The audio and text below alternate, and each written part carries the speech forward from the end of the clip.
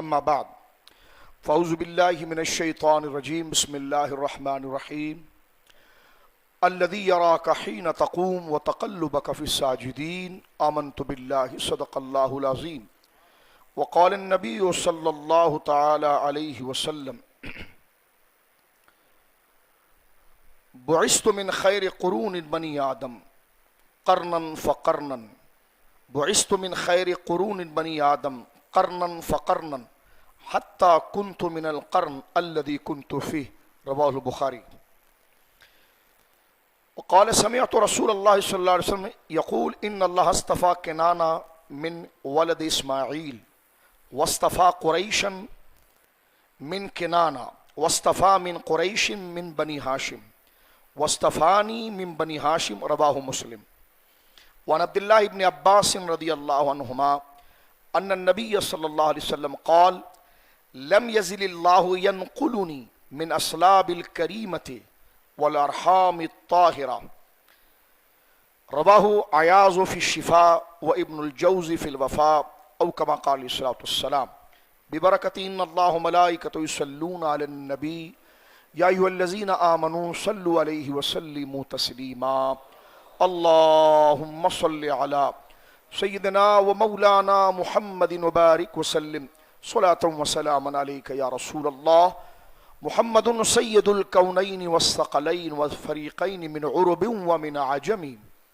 هو الحبيب الذي ترجى شفاعته لكل هول من الأحوال مقتحم مولاي صل وسلم دائما سرمدا على حبيبك خير الخلق كلهم. اللہ کی حمد و ثنا نبی محترم صلی اللہ علیہ وعلی آلہ وصحبہ وبارک وسلم کی بارگاہ میں انتہائی محبت سے سلام پیش کرنے کے بعد تمام تعریف اللہ وحدہ لا شریک کے لیے ہے. اللہ تمام دوستوں کی جانب سے صلاۃ والسلام، ثنا، درود پاک، صدقات و خیرات، آیات قرآنیہ اور جو اہتمامات خیر محض اللہ کی رضا کے لیے تعظیم مصطفیٰ کریم صلی اللہ علیہ وسلم میں تمام بزرگوں نے پیش کیے، اللہ اپنے پاک دربار میں قبول فرمائے.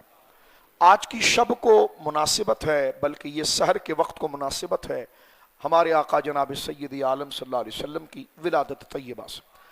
بحث کا ایک بہت بڑا حصہ گفتگو کا ہم نے عشاء کی نماز کے بعد تفصیل کے ساتھ ذکر کیا. رسول مکرم صلی اللہ علیہ وسلم کی ذات گرامی کے بارے میں یہ عقیدہ امت کا اجماعی ہے. امام اہل سنت نے المعتقد المستند میں یہ جملہ لکھا ہے کہ والواجب علی کل مؤمن ان یعتقد ان نبینا محمد صلی اللہ علیہ وسلم سید الانبیاء و افضل الخلائق، کہ ہر مسلمان پر یہ عقیدہ رکھنا واجب ہے کہ رسول کریم صلی اللہ علیہ وسلم جن کا نام محمد ہے صلی اللہ علیہ وسلم وہ تمام عالمین کے سردار اور تمام مخلوق میں سب سے افضل ہیں. آگے فرماتے ہیں وَإِن اور اس کے بعد اگر وہ شخص ایسا عقیدہ رکھے وَإِنْ اعتقد خلاف هذا فهو ضال ومضل، اگر کوئی شخص اس عقیدے کے خلاف کرے تو یہ بڑی شنی بدعت اور گمراہی ہے. یعنی حضور علیہ الصلوۃ والسلام کی تمام خلق پر افضلیت کو تسلیم نہ کرے تو یہ کئی قرآن کی آیات کا انکار ہے. کیونکہ رسول کریم صلی اللہ علیہ وسلم کو جو اللہ نے مرتبہ مقام عطا فرمایا، کہیں ورفعنا لک ذکرک کہہ کر، کہیں وَإِذَا أَخَذَ اللَّهُ مِيثَاقَ النَّبِيِّينَ کہ جب ہم نے انبیاء سے وعدہ لیا کہ جب تمہارے درمیان جب تمہیں ہم حکمت اور نبوت دے کر بھیجیں گے اور پھر یہ ہمارا رسول آ جائے تو لَتُؤْمِنُنَّ بِهِ وَلَتَنْصُرُنَّ، وہ پھر تم نے ایمان بھی ان پر لانا ہے اور ان کی مدد بھی کرنی ہے. تو یہ آیت کیا قانون دیتی ہے؟ حضرت موسیٰ علیہ السلام کو کہا گیا کہ تمہاری امت کے لیے سورۃ الاعراف کی آیت نمبر 186 اور 187 میں ذکر ہوا کہ جب حضرت موسیٰ نے اپنی امت کے لیے دعا کی اللہ سے کہ وَاكْتُبْ لَنَا فِي هَذِهِ الدُّنْيَا حَسَنَةً وَفِي الْآخِرَةِ إِنَّا هُدْنَا إِلَيْكَ، یا اللہ ہم میری امت کے لیے دنیا و آخرت کی بھلائی کو لکھ دے. تو اللہ رب العالمین نے فرمایا کہ فَسَأَكْتُبُهَا، لکھ دوں گا آپ کی امت کے لیے ساری چیزیں کہ لِلَّذِينَ يَتَّقُونَ وَيُؤْتُونَ الزَّكَاةَ وَالَّذِينَ هُمْ بِآيَاتِنَا يُؤْمِنُونَ، ان کے لیے لکھوں گا موسیٰ کہ علیہ السلام کہ جو اللہ سے ڈریں گے، زکوٰۃ دیں گے، ایمان لائیں گے. یہاں پر آیت نمبر 156 ختم ہوتی ہے. 157 آگے شروع ہوتی ہے، اور ایک آیت میں اللہ نے حضور کے 9 صفات بیان کیے ہیں، اور فرمایا الذین یتبعون الرسول النبی الامی الذی یجدونہ مکتوبا عندہم فی التوراۃ والانجیل یأمرہم بالمعروف وینہاہم عن المنکر الی آخری۔ تیری امت کو چاہیے کہ ان کے لیے ہم دنیا و آخرت کی بھلائی کریں گے، مگر کب؟ جو ہمارا محبوب آنے والا ہے، جن کی یہ 9 شانیں ہیں، یہ ان کی اتباع کریں۔ تو یہ حضور کی اتھارٹی قرآن کریم فرقان حمید نے جگہ جگہ پر ذکر کی ہے۔ اب میں وقت مختصر ہے تو لہٰذا آج کی دن کو نسبت جو ہے حضور کے مولود شریف سے بھی ہے، اور آج کے دن کو گویا کہ جمعہ کا دن بھی ہے، اور یہ دن سید الایام ہے۔ میں اس پر حضور علیہ الصلوۃ والسلام کی شان جلالت کے حوالے سے ابو داؤد شریف کی یہ صحیح حدیث آپ کی خدمت میں عرض کر رہا ہوں۔ حدیث نمبر 1047، 1047۔ راوی اس کے اوس ابن اوس ہیں، وہ کہتے ہیں قال رسول اللہ صلی اللہ علیہ وسلم، نبی مکرم صلی اللہ علیہ وسلم نے شاہ فرمایا ان من افضل ایامکم یوم الجمعہ، کہ دنوں کے اندر سب سے افضل دن جو ہے وہ جمعے کا دن ہے۔ فیہ خلق آدم، اسی دن حضرت آدم پیدا ہوئے ہیں، ان کو پیدا کیا گیا۔ وہ فیہ قبیدہ، اور اسی دن وہ وفات پائے ہیں، لیکن پھر بھی عید کا دن ہے۔ لوگوں کو 12 کو وفات کا بہانہ کر کے پھر پتہ نہیں کیسی کیسی باتیں کرتے۔ اب آپ دیکھیے اسی دن حضرت آدم پیدا بھی ہوئے ہیں اور اسی دن وفات ہوا ہے، لیکن ترجیح کس چیز کو ہے؟ پیدائش کی خوشی کو، اور جمعے کا دن عید کا دن رکھا گیا۔ فرمایا فیہ نفخۃ، اور جمعے کا دن اتنا اہم ہے اس دن ہی سور پھونکی جائے گی۔ وفیہ صاق، اللہ اکبر، قیامت کی چنگاڑ بھی اسی دن ہوگی۔ آقا کریم نے فرمایا فاکثروا علی من الصلاۃ فی، میری امت کو چاہیے کہ اس دن مجھ پر درود پڑھے۔ اللہم صلی علی سیدنا مولانا محمد وبارک وسلم۔ فإن صلاتکم معروضۃ علی، اس لیے کہ تمہارا درود مجھ پر پیش کیا جاتا ہے۔ قال، راوی نے کہا قالوا یا رسول اللہ، ہم سب نے کہا وکیف تعرض صلاتنا علیک وقد ارمت؟ قال یقولون بلیتا، یا رسول اللہ صلی اللہ علیہ وسلم آپ ہمارے سامنے جلوگر ہیں، آپ فرماتے ہیں کہ آپ ہم جو درود پڑھیں جمعے کے دن زیادہ پڑھیں، آپ نے فرمایا، اور وہ آپ پر پیش کیا جاتا ہے، لیکن اس وقت فکیف تعرض صلاتنا علیک، آپ پر درود اس وقت کیسے پیش کیا جائے گا جب آپ مزار مقدس میں تشریف فرما ہو جائیں گے، اپنی قبر شریف میں تشریف لے جائیں گے۔ وقد ارمت وبلیتا، کیونکہ قبر میں جانے کے بعد کچھ دنوں کے بعد بدن منتشر ہو جاتا ہے، نہ کان باقی رہتے ہیں، اللہ معاف فرمائے، نہ بدن باقی رہتا ہے۔ اب یہ صحابی سننے کے حوالے سے جو بات کر رہا ہے، حضور نے کہا مجھ پر درود کثرت سے پڑھو جمعے کے دن، تمہارا درود مجھ پر پہنچایا جاتا ہے۔ صحابی نے کہا یا رسول اللہ جب آپ مزار میں چلے جائیں گے تو قبر شریف میں تو بدن سلامت نہیں رہتا، پھر آپ کیسے سنیں گے؟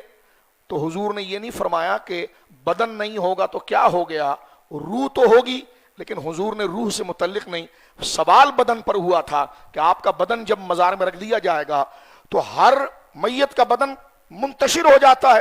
صحابی ہیں، اب تک بات پتا نہیں ہے تو سیکھنا چاہ رہے ہیں، سوال کر ڈالا کہ قد ارمت وبلیتا، جب بدن منتشر ہو جائے تو پھر کیا ہوگا؟ تو سرکار نے اس بات کو درست کر دیا، فرمایا ان اللہ عز وجل حرم علی الارض اجساد الانبیاء، ہمارے بدن منتشر نہیں ہوتے، اللہ نبیوں کے بدنوں کو منتشر نہیں کرتا، اور اللہ نے زمین پر حرام کر دیا۔ ایک روایت میں ان تأکل اجساد الانبیاء، کہ انبیاء کے جسم کو مٹی کھائے، اس سے اللہ نے انبیاء کے جسم کو محفوظ کر دیا، زمین پر حرام کر دیا ہے۔ ٹھیک ہے، اب آپ تھوڑی دیر کے لیے جاگ رہے ہیں تو سوال سنیے۔ صحابی نے حضور سے کہا حضور دنیا میں تو آپ اسی کان مبارک سے سن لیتے ہیں، بدن سے سن لیتے ہیں، اسی کان سے سنتے ہیں، اور جب آپ مزار میں جائیں گے تو انتقال کے بعد تو میت کا بدن منتشر ہو جاتا ہے۔ سمجھنے کے لیے طالب علم ہے، سوال کر رہا ہے، ابھی تک یہ بات کھلی نہیں ہے، تو حضور اگر آپ کے ساتھ یہ معاملہ ہوا اور بدن گویا کے سامنے نہ رہا تو حضور نے یہ نہیں فرمایا کہ جناب ہماری روحیں سنتی ہے، کیونکہ سوال بدن کے حوالے سے ہوا تھا تو جواب بدن سے دیا، تو اس پر علماء نے لکھا کہ حضور اسی بدنی کان مبارک سے امت کا درود سماعت فرماتے ہیں۔ یہ ابو داؤد شریف کی حدیث ہے۔ دوسری حدیث مبارکہ جامع ترمذی کی، اور اس کو بڑی ذرا توجہ سے سنیے۔ تہجد کا وقت جیسے بھی گزرا ہے نا، سرکار اور حضور تہجد کی نماز ضرور پڑھتے تھے۔ ہماری ماں حضرت عائشہ کو فکر لگ جاتی تھی کہ حضور عشاء کی نماز پڑھ کر گھر آ جاتے تھے اور سو جاتے تھے، تو ہماری ماں کو یہ فکر ہوتی تھی کہ حضور اگر فجر میں آنکھ نہ کھلے تو بخاری شریف کی حدیث ہے، سرکار نے حضرت عائشہ کو تسلی دی، اور روایتوں میں حدیث آتی فرمایا نہ گھبرانا نہیں، اینا یا تنامان ولا ینام قلبی، ہم نبی ہیں، ہماری آنکھیں بند ہوتی ہیں، دل جاگتا ہے۔ یہ حضور کی بشریت میں، ہم سو جائیں ہمارا وضو ٹوٹتا ہے، نبی کا وضو نہیں ٹوٹتا۔ ہمارا وضو کیوں ٹوٹتا ہے؟ سن لیجئے، نیند وضو نہیں توڑتی۔ جس طرح آپ حضرات بیٹھیں بغیر ٹیک لگائے، اس طرح آپ سو جائیں وضو نہیں ٹوٹے گا، ٹیک لگا کر سوئیں گے وضو ٹوٹ جائے گا، یا اتنی گہری نیند آ گئی کہ ایک پہلو آپ کا اڑ جائے وضو ٹوٹ جائے گا۔ حضور سے پوچھا گیا کہ نیند سے وضو کیسے ٹوٹتا ہے؟ حضور نے فرمایا تمہاری جو جہاں سے چیزیں خارج ہوتی ہیں نا، اس کی ڈور تمہاری آنکھوں کے ساتھ، یعنی سرکار نے حیا میں سمجھایا، ایک جملے میں حیا میں سمجھایا، فرمایا کہ بدن جو سبیلین، دو پیشاب کی جو مقام ہے ہمارے بدن میں، اس کی ڈور حضور کہتے ہیں آنکھوں سے ہے۔ جب آنکھیں بند ہوتی ہیں تو وہ جگہ غافل ہو جاتی ہے اور کیا چیز خارج ہو رہی ہے انسان کو پتہ نہیں چلتا۔ لیکن انبیاء کرام کا وضو نہیں ٹوٹتا، اس کا مطلب یہ ہے کہ ان کو اپنے بدن پر پوری اطلاع ہوتی ہے، استحضار ہوتا ہے۔ جس کے سونے میں علم اتنا مضبوط ہے تو آنکھ کھولے تو پھر کیا منظر ہوگا۔ ادھر میرے دوستو، سیرت کی بڑی زبردست کتاب جو ہر گھر میں ہونی چاہیے، قاضی یاز علیہ رحمت کی کتاب شفا بتعریف حقوق المصطفیٰ، اس میں یہ مسئلہ جب آیا تو علامہ نصیب الدین خفاجی نے لکھا کہ انبیاء کرام کے بدن فرشتوں کے مانند ہوتے ہیں، یعنی ظاہر ان کا بشر ہوتا ہے اس لیے آنکھیں بند ہوتی ہے، باطن فرشتوں سے اعلیٰ ہوتا ہے اس لیے اس پر نیند اور غفلت طاری نہیں ہوتی۔ آئیے دوسری حدیث مبارکہ درود پاک کا ذوق لیتے ہوئے سنیے، یہ میرے سامنے جامع ترمذی ہے، یہ مستدرک میں درجنوں کتابوں میں یہ صحیح حدیث موجود ہے، اور جامع ترمذی کے اندر یہ حدیث نمبر ہے 2457، یعنی 2457۔ بڑی توجہ کے ساتھ سنیے۔ حضور، جیسا میں نے تہجد کی بات کی، حضور علیہ السلام تہجد ایک اضافی نماز آپ پر تھی اور حضور اس کا اہتمام کرتے تھے۔ ایک دن صحابی کہتے ہیں، اور صحابی کون ہے؟ حضرت طفیل بن ابی بن کعب۔ ابی بن کعب جو صحابی ہے نا، بڑے جلیل القدر، جن کا قرآن جبریل سنتے تھے۔ بخاری شریف میں خود موجود ہے، سرکار نے، اللہ نے خود حکم فرمایا کہ آپ ابی کو قرآن سنائیے۔ تو حضور نے کہا کہ ابی تم میرا قرآن سنو۔ وہ کہنے لگے حضور قرآن تو آپ پر اترتا ہے۔ تو فرمایا ان اللہ سماک، اللہ نے تیرا نام لے کر مجھے کہا ہے۔ وہ یبکی، اللہ نے کہا ہے نام لے کر۔ وہ یبکی، وہ دھاڑے مار کر رونے لگے۔ حضرت ابی بن کعب، یہ ان کے بیٹے ہیں طفیل، وہ روایت کرتے ہیں، وہ کہتے ہیں میں نے اپنے والد سے روایت کی ہے، کان رسول اللہ صلی اللہ علیہ وسلم اذا ذهب ثلث اللیل، رات کے 3 پہر گزر گئے، یعنی چوتھا پہر آ گیا تہجد کا وقت، قام، حضور کھڑے ہوئے، فقال، اور لوگوں کو، صحابہ کو کہا، یا ایھا الناس اذکروا اللہ، اذکروا اللہ، جاءت الراجفۃ تتبع الرادفہ، جاء الموت بما فیہ۔ حضور نے کہا اٹھو، غفلت نہ کرو، اللہ کا ذکر کرو، موت کا وقت قریب ہے، اللہ کا ذکر کرو۔ کیا کہہ رہے ہیں حضور؟ کس کا ذکر کرو؟ بولیے ذرا، حدیث کے الفاظ 2 دفعہ حضور نے کہا اذکر اللہ، اذکر اللہ، اللہ کا ذکر کرو۔ کس کا؟ کس کا؟ ٹھیک ہے، حضور نے کیا کہا؟ اللہ کا ذکر کرو۔ صحابی آگے سے کیا کہتے ہیں؟ فقال ابی، حضرت ابی کھڑے ہو کر کہنے لگے، یا رسول اللہ انی اکثر الصلاۃ علیک، میرا جی چاہتا ہے میں آپ پر بہت درود پڑھوں۔ حضور کیا کہہ رہے تھے؟ کس کا ذکر کرو؟ یہ کیا جواب دے رہے ہیں؟ پتا چلا حضور کے درود اللہ ہی کا ذکر ہے۔ یہ غلط فہمی یہاں سے دور ہو جانی چاہیے، کیونکہ حضور نے 2 دفعہ کہا اذکر اللہ، اذکر اللہ، اللہ کا ذکر کرو، اللہ کا ذکر کرو۔ تو آگے سے ابی بن کعب کہتے انی اکثر الصلاۃ علیک، حضور میں آپ پر کثرت سے درود پڑھنا چاہتا ہوں۔ تو سرکار نے کہا میں اللہ کے ذکر کی بات کر رہا ہوں، تو مجھ پر درود کی بات کر رہا ہے؟ نہیں، ہر وہ ذکر اللہ کا ذکر ہے جو اللہ نے جن کی تعریف فرمائی ہے، جیسے اولیاء کا ذکر، صحابہ کا ذکر، اہل بیت کا ذکر، یہ اللہ ہی کا ذکر ہے، کیونکہ اللہ کے حکم پر ہو رہا ہے، اللہ کا پسندیدہ ہے۔ اسی لیے علماء نے لکھا الا بذکر اللہ تطمئن القلوب، خبردار تمہارے پریشان دلوں کو اللہ کی یاد، اللہ کا ذکر طمانینت دے گا۔ تو اس میں حضور کا ذکر بھی شامل ہے، اس میں ہر انبیاء کا ذکر شامل۔ تو یہاں پر دیکھیں صحابی نے کیا کہا، یا رسول اللہ میں آپ پر درود پڑھنا چاہتا ہوں۔ فکم اجعل لک من الصلاۃ، حضور میں کتنا درود پڑھوں آپ پر؟ تو ابی بن کعب کو حضور کہتے ہیں ما شئت، جتنا تو چاہے۔ وہ کہتے ہیں قلت الربع، حضور پورے دن کا ایک کوارٹر بنا لوں، میں چوتھائی حصہ بنا لوں، باقی 3 حصہ باقی ذکر کروں۔ تو جب حضور نے پہلے تو آپشن دیا کہ تیری مرضی ہے جتنا کر، انہوں نے اپنی رائے دے دی کہ دن کا چوتھائی حصہ، لیکن حضور نے فرمایا فَإِنْ زِدْتَ فَهُوَ خَيْرٌ لَكَ، اگر بڑھا دے تو اچھا ہے۔ کہنے لگے حضور میں آپ پر درود زیادہ پڑھنا چاہتا ہوں، کتنا پڑھوں؟ حضور نے کہا ما شئت، آپشن ہے تیرے پاس، جتنا تو پڑھ۔ کہنے لگے الربع، کوارٹر ایک چوتھائی حصہ پڑھوں؟ اب تو جتنا حضور نے اجازت دی تھی انہوں نے بتا دیا، لیکن پھر حضور کہتے ہیں وَإِنْ زِدْتَ فَهُوَ خَيْرٌ، اگر اس سے بڑھا دے تو تیرے لیے بہتر ہے، اس سے تیرے لیے بہتر ہے۔ قلت فالنصف، حضور آدھا دن آپ پر درود پڑھوں؟ تو حضور نے کہا ما شئت، تیری مرضی، وَإِنْ زِدْتَ فَهُوَ خَيْرٌ لَكَ، اگر اور بڑھا دے تو اچھا ہے۔ درود کہتے ہیں حضور کی تعظیم کے ذکر کو۔ حافظ ابن قیم نے بھی ان اللہ ملائکۃ یصلون علی النبی میں صلاۃ کے 10 معنی کیے، رحمت، مغفرت، اس سارے معنی کو پیچھے کر کے کہا کہ جب حضور پر درود کی بات ہوگی تو وہاں رحمت نہیں ہوگی کہ امت رحمت پہنچا رہی ہے، فرما بات ہوگی کہ امت تعظیم کر رہی ہے۔ اس لیے امام بخاری نے بخاری شریف میں کتاب التفسیر میں جب سورہ احزاب کی یہ آیت آئی کہ ان اللہ ملائکۃ یصلون علی النبی، تو امام بخاری اس کا معنی کیا کرتے ہیں؟ صلاۃ اللہ، اللہ کا درود پڑھنا، ثناؤہ عند الملائکہ، فرشتوں کے درمیان اپنی محبوب کی ثنا کرنا۔ اب یہ شرک کا دماغ پتہ نہیں کہاں سے بن گیا، اور یہ کہاں غیریت، کہتے ہیں نا جاہل بڑا جری ہوتا ہے، اس کو پتہ نہیں ہے کہ میں کس کے لیے بات کر رہا ہوں۔ یہ مقام مصطفیٰ ہے صلی اللہ تعالیٰ علیہ وسلم۔ دیکھیے حضور نے فرمایا کہ انہوں نے کہا میں آدھا دن حضور آپ پر درود پڑھوں؟ سرکار نے فرمایا ما شئت، تیری مرضی ہے، لیکن پھر فرمایا ان زدت فهو خیر لک، اگر بڑھا دے تو تیرے لیے بہتر ہے۔ قلت فثلثین، حضور 3 حصہ دن کا، تو حضور نے فرمایا ما شئت، تیری مرضی، وان زدت فهو خیر لک، اب بھی اگر بڑھا دے تو تیرے لیے بہتر ہے۔ ابی بن کعب کہتے ہیں قلت، میں نے حضور سے کہا اجعل لک صلاتی کلھا، یا رسول اللہ پورا دن ہی آپ کی واہ واہ کروں گا، پورا دن ہی آپ پر درود پڑھوں گا۔ تو حضور نے آگے سے کیا جواب دیا؟ اچھا اذن تکفی ہمک ویغفر لک ذنبک، بس یہ تیری غم کے لیے کافی ہے اور اس سے خدا تیرے سارے گناہ بخش دے گا۔ یہ حضور نے عطا فرما دیا، لہٰذا پورا دن بھی بندہ حضور پر درود پڑھتا رہے تو یہ اجازت ہے۔ فرمایا اذا فرمایا کیا فرمایا اس میں؟ اذا تکفی ہمک، تیری جتنی بھی پریشانیاں ہیں اس کے لیے درود کافی ہو جائے گا۔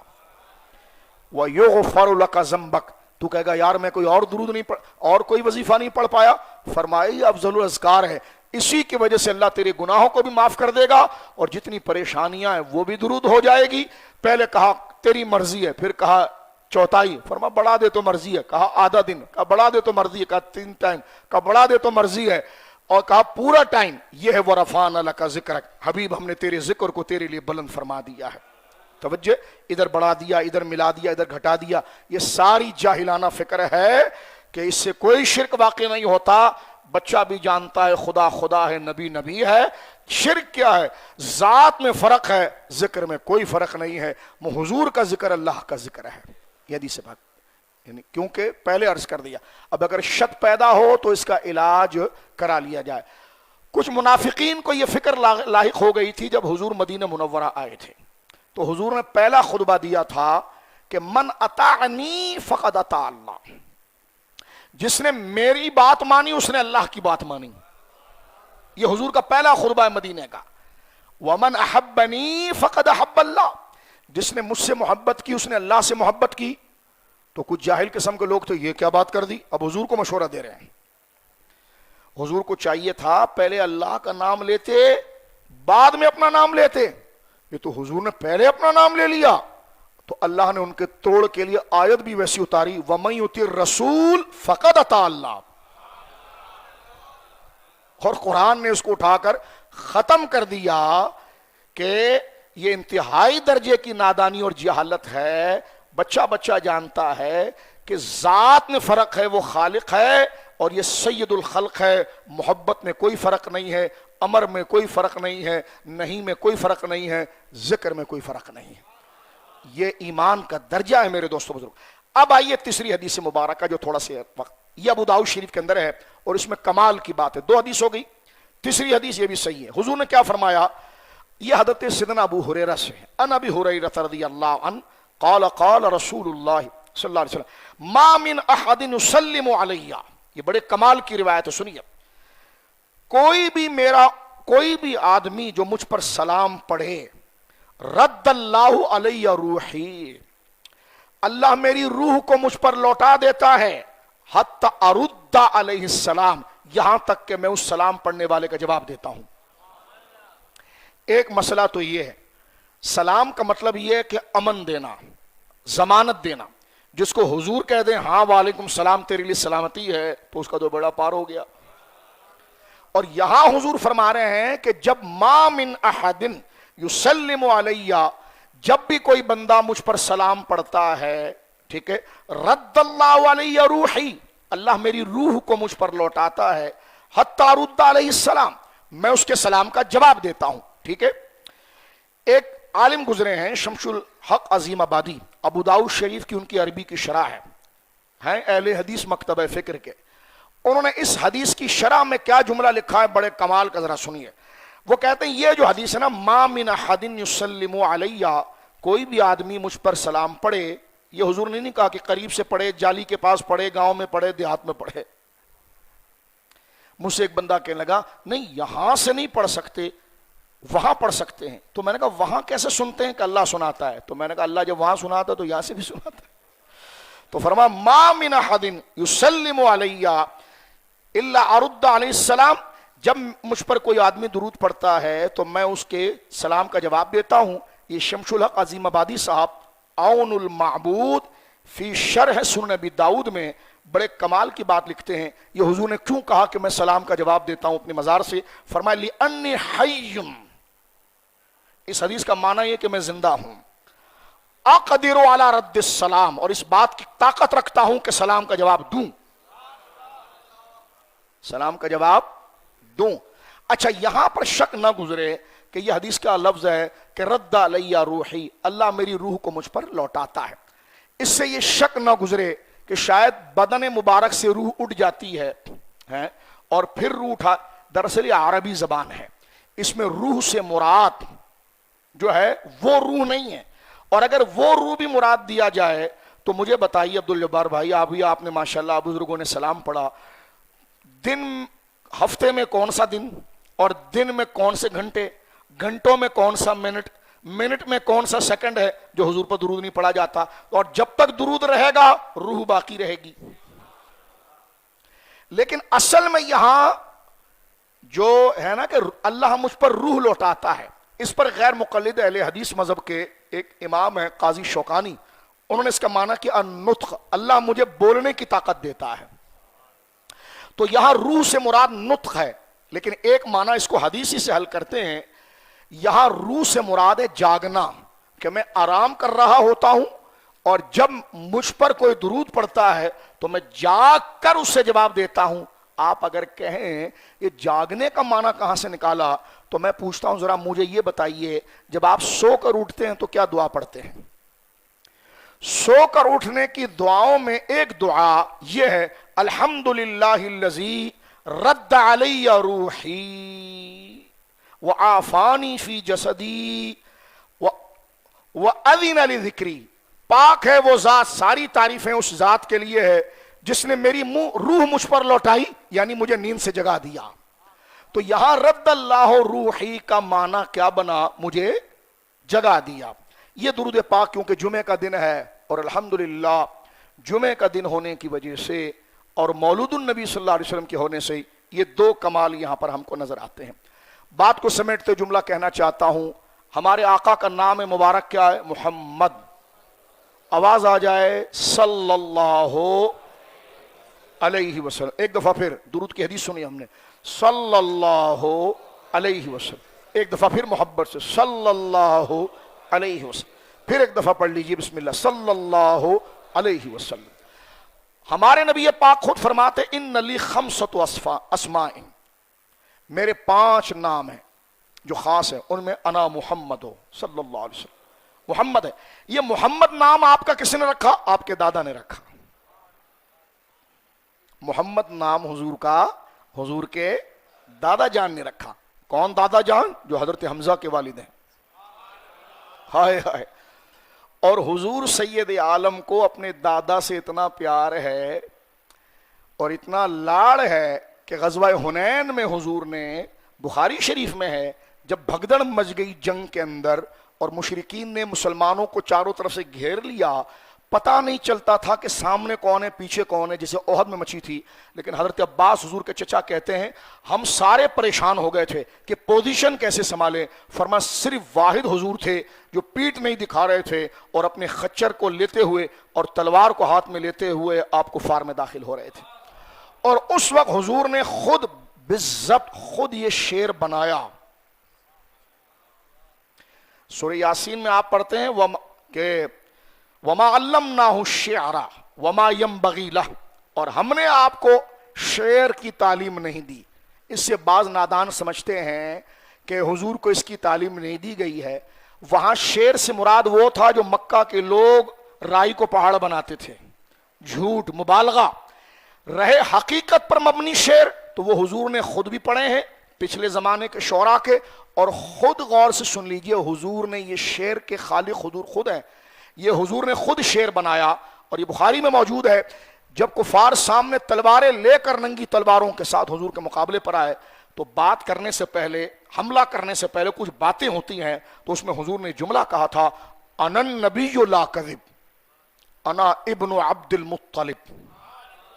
یہ حضور کے جملے۔ فرمایا تم مجھے ڈرا رہے ہو، میں اللہ کا نبی ہوں، جھوٹ نہیں کہتا، اور تمہیں پتا نہیں میں عبد المطلب کا پوتا ہوں، بیٹا ہوں۔ اب آپ دیکھیں نبی کسی کافر پر فخر نہیں کرتا، نبی کسی گمراہ پر فخر نہیں کرتا۔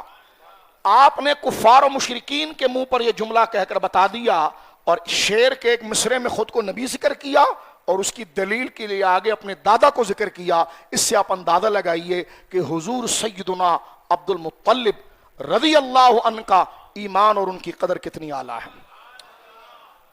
اور بڑے خوبصورت شخصیت تھی آپ، سید القوم تھے، سردار تھے آپ۔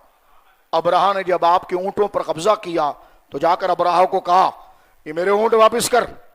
اس نے کہا میں تو تمہارے رب کا کعبہ گرانے آیا ہوں اور تجھے اپنی اونٹ کی پڑی ہے۔ اس نے کہا اونٹ میرے ہیں، کعبہ میرے رب کا ہے۔ یہ آپ کا ایمان۔ یہ غار ہرا کا نام سنا ہے آپ نے؟ تشریف بھی لے گئے، ذرا پوچھئے نا کسی سے یہ غار دریافت کس نے کیا تھا اللہ کی عبادت کے لیے؟ جب سارے مشرکین کعبے کے اندر بت رکھ کر عبادت کرتے تھے تو حضرت عبد المطلب وہاں نہیں بیٹھتے تھے۔